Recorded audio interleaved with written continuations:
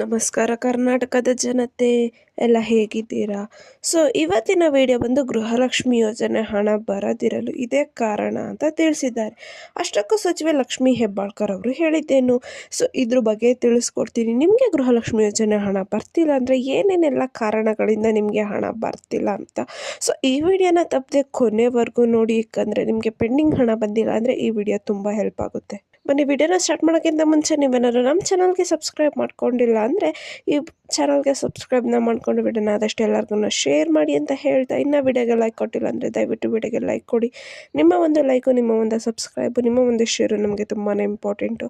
Support ಮಾಡಿ ಅಂತ ಕೇಳ್ತಾ ವಿಡಿಯೋನ ಸ್ಟಾರ್ಟ್ ಮಾಡೋಣ. ಸೆಪ್ಟೆಂಬರ್ ಹಾಗೂ ಅಕ್ಟೋಬರ್ 2 ತಿಂಗಳಿನಿಂದ ಹಣ ಮಹಿಳೆಯರ ಖಾತೆಗೆ ಬಂದಿರಲಿಲ್ಲ.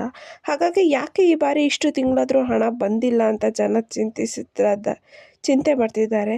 ಆದರೆ ಈಗ ಸಚಿವೆ ಲಕ್ಷ್ಮಿ ಹೆಬ್ಬಾಳ್ಕರ್ ಅವರು ಇದಕ್ಕೆ ಒಂದು ಸ್ಪಷ್ಟನೆ ನೀಡಿದ್ದಾರೆ, ಯಾಕೆ ನಿಮಗೆ ಹಣ ಬರ್ತಾ ಇಲ್ಲ ಅನ್ನೋದಕ್ಕೆ. ಶಿವಗವಿ ಉಪಚುನಾವಣೆ ಕಾಂಗ್ರೆಸ್ ಅಭ್ಯರ್ಥಿ ಪರ ಪ್ರಚಾರ ವೇಳೆ ಸಚಿವೆ ಲಕ್ಷ್ಮಿ ಹೆಬ್ಬಾಳ್ಕರ್ ಮಾತನಾಡಿದ್ದು, ಈ ವೇಳೆ ಗೃಹಲಕ್ಷ್ಮಿ ಯೋಜನೆ ಬಗ್ಗೆನೂ ಮಾತನಾಡಿದ್ರು. ಗೃಹಲಕ್ಷ್ಮಿ ಬಗ್ಗೆ ಹೀಗೆ ಅಭಿಪ್ರಾಯ ಎಂದು ವಿಚಾರಣೆ ಬಗ್ಗೆ ಮಾತನಾಡಿದ ಲಕ್ಷ್ಮಿ ಹೆಬ್ಬಾಳ್ಕರ್ ಅವರು, ಓದಲ್ಲೆಲ್ಲ ಗೃಹಲಕ್ಷ್ಮಿ ಯೋಜನೆ ಬಗ್ಗೆ ಫೋಕಸ್ ಮಾಡಿದರೆ ಚುನಾವಣೆಗೋಸ್ಕರ ಎಂಬ ಅಭಿಪ್ರಾಯ ಬರುತ್ತೆ.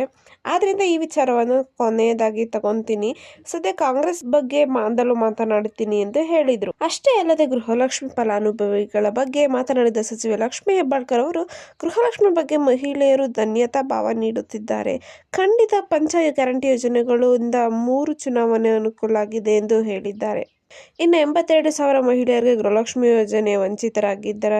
ಅದ್ರ ಬಗ್ಗೆನೂ ಕೂಡ ಮಾತನಾಡಿದರೆ 1,28,00,000 ಜನ ಗೃಹಲಕ್ಷ್ಮಿ ಫಲಾನುಭವಿಗಳಿದ್ದಾರೆ. ಈ ಮೂಲಕ ಬಹುತೇಕ 1,25,00,000 ಜನರಿಗೆ ರೀಚ್ ಆಗಿದ್ದೀವಿ. ಇನ್ನುಳಿದ 82,000 ಜನರಿಗೆ ಇನ್ನು ಹಣ ಬಂದಿಲ್ಲ ಅಂತ ತಿಳಿಸಿದ್ದಾರೆ. ಇನ್ನು ಈ ಗೃಹಲಕ್ಷ್ಮಿ ಯೋಜನೆ ಹಣ ಸಿಗದೇ ಇರಲು ಕೆಲವು ಸಮಸ್ಯೆಗಳು ಕಾರಣವಾಗಿದೆ ಎಂದು ಕೂಡ ಹೇಳಿದ್ದಾರೆ. ಕೆಲವು ದಾಖಲೆಗಳನ್ನು ಸಾಫ್ಟ್ವೇರ್ ತಗೊಳ್ಳದೇ ಇರೋದು ಅದಕ್ಕೆ ಕಾರಣ. ಸಾಫ್ಟ್ವೇರ್ಗಳು ನಿಮ್ಮ ಡಾಕ್ಯುಮೆಂಟ್ಸ್ನ ಅಕ್ಸೆಪ್ಟ್ ಮಾಡ್ತಿಲ್ಲ. ಅಂಥವ್ರಿಗೆ ಅವರು ಇನ್ಫಾರ್ಮ್ ಕೂಡ ಮಾಡಿದ್ದಾರೆ. ಇದಿಷ್ಟು ಪ್ರಾಬ್ಲಮ್ ಆಗ್ತಿದೆ, ನಿಮ್ಮ ಅಪ್ಲಿಕೇಶನ್ಸ್ ನಾವು ತಗೊತಿಲ್ಲ ಅಂತಲೂ ಕೂಡ ಇನ್ಫಾರ್ಮ್ ಮಾಡಿದ್ದಾರೆ.